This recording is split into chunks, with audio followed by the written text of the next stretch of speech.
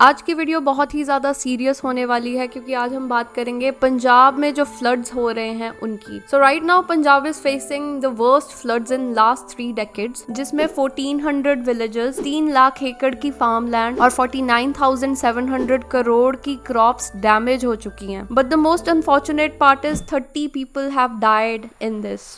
तो ये सब शुरू हुआ हिमालयन रेन की वजह से। पिछले कुछ दिनों में जम्मू कश्मीर और हिमाचल प्रदेश में बहुत ही ज्यादा हैवी रेनफॉल देखने को मिला, इतना ज्यादा कि 40 साल के रिकॉर्ड्स ब्रेक हो गए। इतनी बारिश वहाँ पे 40 साल में पहली बार देखी गई थी। नाउ जो पंजाब की रिवर्स हैं दे ओरिजिनेट फ्रॉम हिमालय। अभी जम्मू और हिमाचल में बहुत ही ज्यादा हैवी रेनफॉल जब हुई, that rain water naturally feeds into reverse of Punjab, जिससे पंजाब की रिवर्स ओवरफ्लो करती हैं एंड फ्लड्स हैपन। चलो ये तो हो गया नेचुरल कॉज। अगर बात इतनी सी होती तो शायद मुझे ये वीडियो बनानी नहीं पड़ती, लेकिन जो पंजाब में हुआ it was not a natural disaster, बल्कि वो एक मैन एम्पलीफाइड डिजास्टर था। व्हाट आई मीन इज कि जो नुकसान हुआ पंजाब में वो सिर्फ रेनफॉल की वजह से नहीं हुआ, उसके और भी रीजंस थे which are not so natural. जैसे शुरुआत करते हैं डैम्स की मिसमैनेजमेंट से। As we know Punjab is the land of 5 rivers, लेकिन अभी के टाइम पे पंजाब में सिर्फ 3 रिवर्स हैं और इन 3 रिवर्स के ऊपर 3 मेजर डैम्स कंस्ट्रक्ट किए गए हैं। सतलुज का भाखड़ा डैम, रावी का रंजीत सागर डैम और ब्यास का पौंग डैम। अब इन डैम्स को मैनेज कौन करता है, this is very important. Punjab की रिवर्स के ऊपर सिर्फ पंजाब का ही नहीं बल्कि सेंट्रल गवर्नमेंट का भी कंट्रोल है। हमारी 3 में से 2 रिवर्स सतलुज और Beas, there dams are managed by BBMB which is Bhakra Beas management board and it falls under central government. इसके अलावा जो डैम्स है उनके ऊपर स्टेट का कंट्रोल है। So now we all know dam एक ऐसा स्ट्रक्चर है जो रिवर वाटर को स्टोर करता है, लेकिन एक हद तक। डैम्स में एक डेंजर मार्क होता है, अगर पानी उस मार्क को क्रॉस कर जाए तो डैम टूट भी सकता है। इसीलिए to protect the dam danger mark से नीचे पानी का लेवल रखा जाता है एंड एक्स्ट्रा पानी को रिलीज किया जाता है टाइम टू टाइम। अब ये पानी कब रिलीज होगा कब नहीं रिलीज होगा, इसको मैनेज करने की रिस्पॉन्सिबिलिटी है भाखड़ा ब्यास मैनेजमेंट बोर्ड की। दे हैड वन जॉब और उन्होंने उसको भी ढंग से नहीं किया। इनको पहले ही प्रेडिक्शंस में पता चल चुका था कि इस बार मॉनसून में बहुत ज्यादा बारिश होने वाली है। सो दे न्यू कि अगर बारिश होगी तो रिवर्स ओवरफ्लो भी करेंगी। यहाँ पे उनकी रिस्पॉन्सिबिलिटी थी इस चीज के लिए प्रिपेयर करना। उनको डैम्स का पानी टाइम टू टाइम रिलीज करना चाहिए था ताकि जब ऐसी सिचुएशन आए there is enough space to store extra water. लेकिन उन्होंने पहले तो पानी को रिलीज नहीं किया, डैम्स को भरने दिया और जब वो डेंजर मार्क क्रॉस कर गया पानी का लेवल तो एक ही बार में वो सारा पानी रिलीज कर दिया पंजाब में, विच कॉज्ड फ्लैश फ्लड्स। 19 अगस्त को भाखड़ा डैम से 45,000 क्यूसेक्स और 20 अगस्त को पौंग डैम से 3.54 लाख क्यूसेक्स वाटर रिलीज किया गया। Now 1 cusec of water is equals to 28.3 litres. ये पानी कितना है उसका अंदाजा लगाने के लिए मैं आपको बता दूं कि दुनिया का मोस्ट पावरफुल वाटरफॉल जो है नायग्रा फॉल, उसका एवरेज फ्लो 85,000 क्यूसेक्स है। यानी कि जो पानी पंजाब में रिलीज किया गया वो 4 नायग्रा फॉल्स जितना था। Can you believe it? और सबसे ज्यादा अनफॉर्चुनेट चीज ये है कि उस पानी को रिलीज करने से पहले ठीक से वार्निंग भी नहीं दी गई और लोगों को ये मौका भी नहीं मिला कि वो अपनी जरूरत की चीजें उठा के घरों को इवैक्यूएट कर सके। इस चीज के बाद लोगों के मन में ऑलरेडी गुस्सा था, लेकिन गुस्सा और भी ज्यादा बढ़ गया राजस्थान फीडर कैनाल की वजह से। तो let me tell you, Sutlej और ब्यास का जो पानी है वो कैनाल्स के थ्रू डिफरेंट स्टेट्स में सप्लाई किया जाता है, जैसे कि दिल्ली, हरियाणा। ऐसे ही राजस्थान में जो कैनाल वाटर सप्लाई करती है that's called Rajasthan feeder canal. और ये कैनाल 29,000 क्यूसेक वाटर को सेफली कैरी कर सकती है, लेकिन फ्लड्स के दौरान इसकी वाटर सप्लाई को पूरी तरीके से बंद कर दिया गया, जिसकी वजह से इसमें बिल्कुल पानी नहीं था। एक तरीके से वो बिल्कुल सूखी पड़ी थी। किसान मजदूर संघर्ष कमेटी को वहां पे जाके लिटरली प्रोटेस्ट करना पड़ा, जिसके बाद वाटर सप्लाई को ओपन किया गया। नाउ अगर पहले ही टाइम पे कैनाल्स की वाटर सप्लाई को ओपन कर दिया जाता तो एक जगह इकट्ठा होने की जगह पानी डिस्ट्रीब्यूट हो जाता और पंजाब का नुकसान कम होता, लेकिन ऐसा नहीं हुआ। और जब अथॉरिटीज को इस पे सवाल किया गया तो उनका जवाब ये था कि फ्लड के पानी से कहीं कैनाल्स ना डैमेज हो जाएं, इसीलिए वाटर सप्लाई को बंद किया गया, विच इज सो पैथेटिक। मतलब एक तरफ लोग मर रहे हैं, गांव के गांव डूब चुके हैं, वो सब कुछ नहीं, इनकी प्रायोरिटी तो ये है कि कैनाल्स को कुछ ना हो। अब यहाँ पे पंजाब गवर्नमेंट पूरा ब्लेम कर रही है सेंटर को, क्योंकि BBMB सेंट्रल गवर्नमेंट के अंडर ऑपरेट करती है। लेकिन यहाँ पे पूरी गलती सेंट्रल सरकार की नहीं है, पंजाब सरकार की भी बहुत सारी गलतियां हैं। सबसे पहले फ्लड्स के लिए प्रिपेयर ही नहीं किया गया ठीक से, जहाँ पे फ्लड्स की प्रेपरेशन 2-3 महीने पहले से शुरू हो जानी चाहिए थी। उस टाइम पे तो ये दिल्ली असेंबली इलेक्शंस में बिजी थे। इन्होंने 5 जून को मॉनसून के 17 दिन पहले प्रिपेयर करना स्टार्ट किया। वैसे तो 117 करोड़ का बजट भी दिया गया था ड्रेनेज कैनाल्स को रिपेयर और क्लीन करने के लिए, ताकि फ्लड सिचुएशन को कंट्रोल करना इजी हो जाए। लेकिन आप खुद सोचिए, क्या 17 दिनों में 2800 किलोमीटर लंबी कैनाल्स को रिपेयर और क्लीन किया जा सकता है? The answer is no. इतनी जल्दी काम नहीं होता, और हुआ भी वैसा ही। टाइम कम होने की वजह से the work was not done properly and Punjab was not ready for the release of water. ऊपर से बीबीएमबी और पंजाब गवर्नमेंट में बिल्कुल कोऑर्डिनेशन नहीं है, क्योंकि पंजाब में जो सरकार है और सेंटर में जो सरकार है वो राइवल पार्टीज हैं ऑफ कोर्स। तो ये साथ मिलके काम नहीं करते, साथ मिलके डिसीजंस नहीं लेते, और जब कोई गलती हो जाती है तो एक दूसरे को ब्लेम किया जाता है, जिसपे पॉलिटिक्स होती है। But I don't really care. अगर ये साथ में काम नहीं कर सकते जिसकी वजह से लोगों का नुकसान हो रहा है, then both are at fault. और यहाँ पे बात सिर्फ डैम मैनेजमेंट की नहीं है, और भी बहुत सारी प्रॉब्लम्स हैं, man made problems which are worsening these floods. जैसे काफी टाइम से पंजाब में इलीगल सैंड माइनिंग हो रही है। इसमें क्या होता है, जो रिवर बैंक्स यानी कि नदी के किनारों से रेत निकाली जाती है, बट लीगली आप एक लिमिट से ज्यादा उस रेत को निकाल नहीं सकते, क्योंकि वो रिवर बैंक्स वीक हो जाती हैं, और जब रिवर ओवरफ्लो करती है तो पानी उन किनारों को ब्रेक करके अपना रास्ता खुद बनाता है और किसी भी डायरेक्शन में जा सकता है। And it is very dangerous. अगर वो रिवर किसी रेजिडेंशियल एरिया की तरफ फ्लो करने लग जाए, बहुत ज्यादा नुकसान हो जाता है उसमें। ये सब जानते हुए भी इलीगल सैंड माइनिंग सालों से पंजाब में होती आ रही है, और किसी भी सरकार ने उसको रोकने के लिए कुछ भी नहीं किया आज तक। उसी तरीके से इन्होंने भी कुछ नहीं किया। He was not an exception either. Illegal mining के अलावा फ्लड प्लेन्स में इलीगल कंस्ट्रक्शन भी एक बहुत बड़ा इशू है। तो रिवर के आसपास वाले एरिया को बोला जाता है फ्लड प्लेन्स, क्योंकि जब रिवर्स ओवरफ्लो करती हैं तो वही एरिया सबसे ज्यादा प्रोन होता है फ्लड्स के। नॉर्मली उस एरिया को खाली रखा जाता है, वहाँ सिर्फ पेड़ लगाए जाते हैं, लोगों को वहाँ पे कंस्ट्रक्शन करने की परमिशन नहीं होती। लेकिन आप देखोगे इन फ्लड प्लेन्स में भी आपको लोगों के घर, दुकानें और मार्केट्स दिखेंगी विच आर कंस्ट्रक्टेड इलीगली। इससे एक तो लोगों की जान को खतरा है, और ऊपर से जो पेड़ काट के वहाँ पे घर बनाए जाते हैं, they make the floods worse, क्योंकि पेड़ तो नेचुरली वाटर फ्लो को डिक्रीज करते हैं, लेकिन कंक्रीट की दीवारें थोड़ी ना पानी को एब्जॉर्ब करेंगी, उनसे तो नुकसान ही ज्यादा होगा। और इन चीजों को देख के भी अनदेखा किया जा रहा है। फिर चाहे वो इस बार के फ्लड्स हों, 2023 के या 1988 के फ्लड, हर बार यही सेम प्रॉब्लम्स आती हैं, पार्टी अलग होती है और सोल्यूशंस की बात कोई भी नहीं करता। अपनी गलती मानना और सोल्यूशंस पे बात करना, इसके अलावा बाकी सारी चीजें होती हैं। जैसे हमारे आम आदमी पार्टी के मंत्री जब ग्राउंड लेवल पे पंजाब के हालात देखने गए, तो वहाँ बोट में बैठ के गोवा और स्वीडन के क्रूज शिप की बातें चल रही थी। उनको फ्लड्स से क्रूज शिप का एक्सपीरियंस याद आ रहा है।